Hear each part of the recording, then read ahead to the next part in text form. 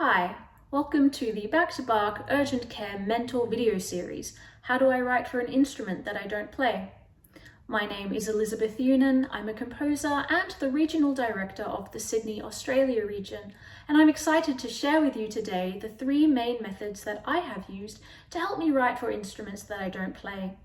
This is a very exciting, albeit crucial learning curve that all composers grapple with, but I hope that my advice will help make the journey a bit easier for you.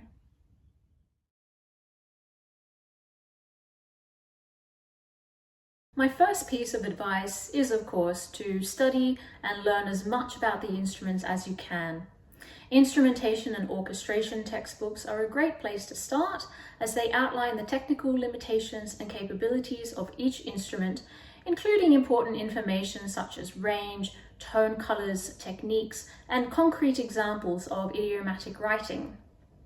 Knowing how many strings a cello has, for example, and the names of those strings is an important place to start if you're writing for the cello. Knowing that a low double stop of C and F sharp, an augmented fourth above C, is impossible as the next string up from C is G, unless of course you're utilizing scordatura, a method of retuning the strings before the piece starts. However, this information remains rather abstract without direct exposure to the instruments. And so I encourage you to seek out resources from orchestras such as the London Symphony Orchestra, the Philharmonia Orchestra, the Sydney Symphony Orchestra. The resources online are endless, and these resources often include examples of these instruments. You'll hear excerpts from repertoire, and that will really help familiarize yourself with the sound, with the basic limitations of the instruments.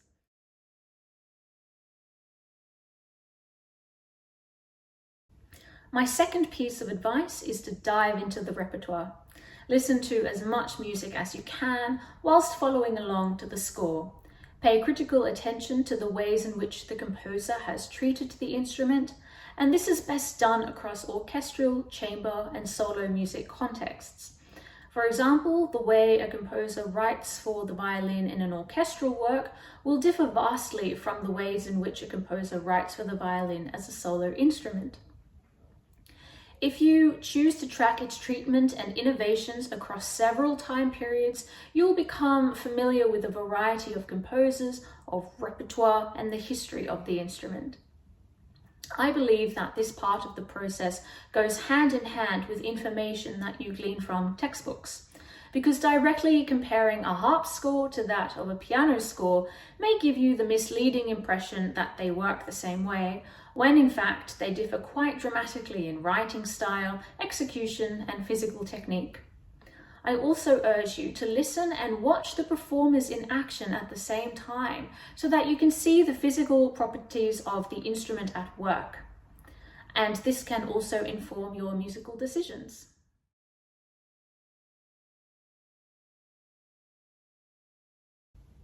My third piece of advice is to simply ask your friends. If you're writing a piece for the flute and your friend plays the flute, do go ahead and ask them for their feedback and opinion.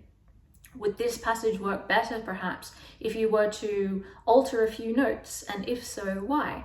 Is your musical result more achievable if you were to change the articulation or alter the tempo? And again, why? Sometimes you might be so new to an instrument that you're not sure what to ask them. In that case, allow your friend the freedom to share with you whatever they wish. Another wonderful thing to do is to simply jot down some ideas and show it to them. And don't feel embarrassed if you've made mistakes. This is a crucial part of the learning process. And of course, it is important to consult with the music teacher if you can. And finally, knowing when to stop researching is also important because we do need to start composing. We may not ever feel truly ready or fully equipped, but we must bravely forge ahead nonetheless, because this is how we learn and improve. As with anything else in music, this is a lifelong journey, and I still learn something about the instruments that I compose for every day, as well as from my friends and colleagues. Collaboration, community, discovery, here are some of the joys and delights that await you in music. I would now like to share with you all a brief excerpt of a piece that I wrote in early 2021 called Gossamer Wings. It is for gamungo and flute. I had never written for the gamungo before, and by using all of the steps I mentioned previously, I was able to write for this beautiful traditional Korean instrument. I was so grateful to have been offered the opportunity from the Curtis Institute of Music and Seoul National University. Thank you, and I hope you enjoy.